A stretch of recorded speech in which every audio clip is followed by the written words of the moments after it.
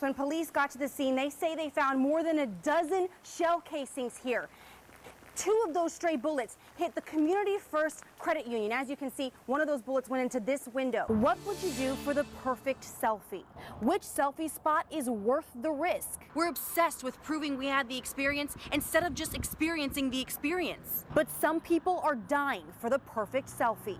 Now, this police report names her children as the suspects, but she has a different story, and now that video is being shared all over the country. I spoke with a mother who actually just brought this sign out here. It says, "Dear Jax leaders, stop the silence, end gun violence." The sheriff's office recommends you take your wallet and your cell phone, and you make sure your car doors are locked. Marley Middleton was on his way to work driving by when he saw smoke coming from a house. So he decided to stop and check on his neighbor, accidentally hit her accelerator instead of her brake, and then went right over this curb and into the window.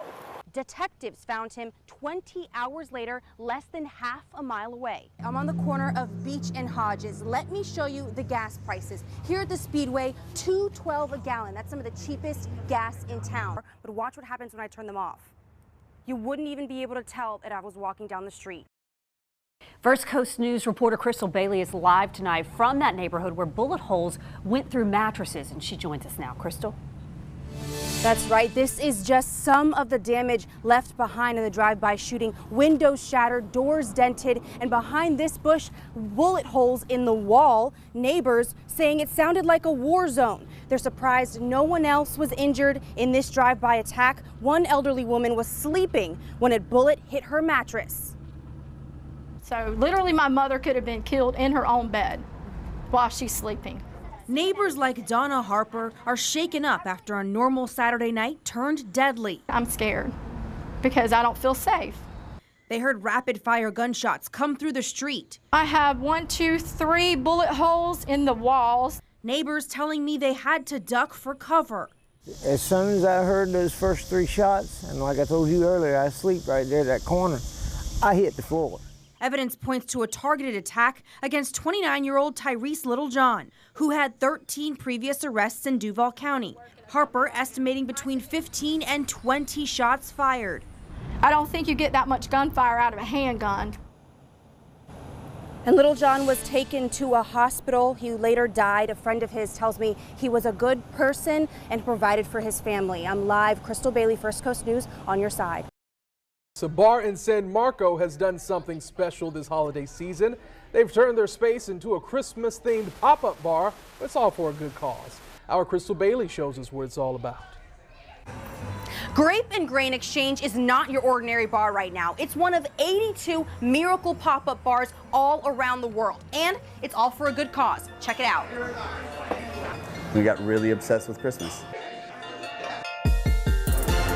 Ornaments, lights, your classic Christmas tree, and gift wrap everywhere. So we try to gift wrap everything, including the bar itself. The Miracle Pop-Up Bar made it to Jacksonville this year for the very first time. It's not only something that's like different, this is something that nowhere else in Jacksonville you can find. Plus, holiday drinks. How many drinks have you tried on this list? I've tried about 3 or 4. What do I need to do to make a Christmas Carol barrel? 0.75 lemon, ½ ounce of orange juice, 2 ounces of a pumpkin pie syrup, Christmas Carol barrel mix. Get it in there. All right, I just became a bartender, thanks. There you go. It all started at a bar in New York 4 years ago, and some of the proceeds go to Action Against Hunger. Miracle themselves donate 10% of the retail purchases of the mugs that we offer here in the store. It all fits right into San Marcos Square's holiday field. For us, this is giving back, and this is, for, in my opinion, what the holidays is all about, is being with your family, being with your friends, celebrating, and enjoying each other's company. It's here until December 31st, so you have until 2019 to try 12 Christmas-themed drinks. In San Marco, Crystal Bailey, First Coast News, on your side. How long have you been thinking about doing this?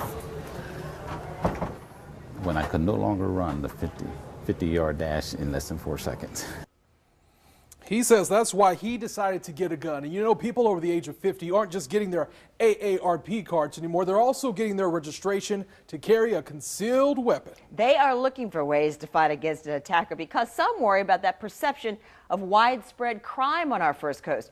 Our Crystal Bailey tonight has the story, all new at 6. It's all over the city. 9 bullets rang out. They're shaken up and fearful. Was shot and killed here in Jacksonville Beach. The scene of 2 shootings in less than 24 hours. Was lying in a pool of blood. And though statistically crime rates have not gone up, it seems to be spreading. Well, no matter where you live anymore, you know that there's robberies and shootings. I mean, there's not a place that you can really, even churches, there's not a place that's really safe anymore. For Carol and Bruce Williams, it all started when their house on the north side got broken into. They got a call from their cleaning lady while they were out. She said, "Miss Williams, you left your back door unlocked and the door's wide open." And I said, "Get out of the house and get out of the house now." They got away with about $3,000 worth of stuff. It makes you feel like kind of invaded. So they signed up for training. Come on up here, file in. And they're not alone. You just get a little too old to get into a boxing match. Data from the Florida Department of Agriculture shows more than 85,000 people here in Duval County carry a concealed weapon, and more than half the people carrying in the state of Florida are over the age of 50. So pretend like this is a real gun. Seniors make up a pretty good chunk of every class that we do. If I'm not going to be able to defend myself, I have to have something else that can help me defend myself.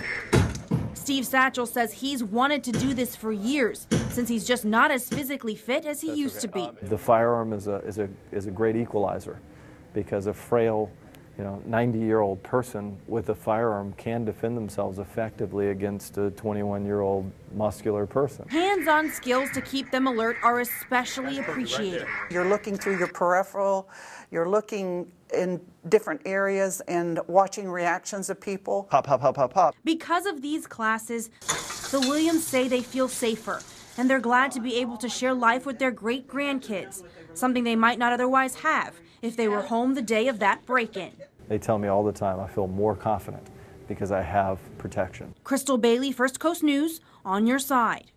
Well, Crystal, thank you so much. Now, if you want to know how to protect yourself, but maybe you don't want to go as far as buying a gun, there are dozens of martial arts schools in our community, and they offer hand-to-hand combat training. So you can also use mace or taser, and in case you're wondering, you do not need a permit to carry a taser.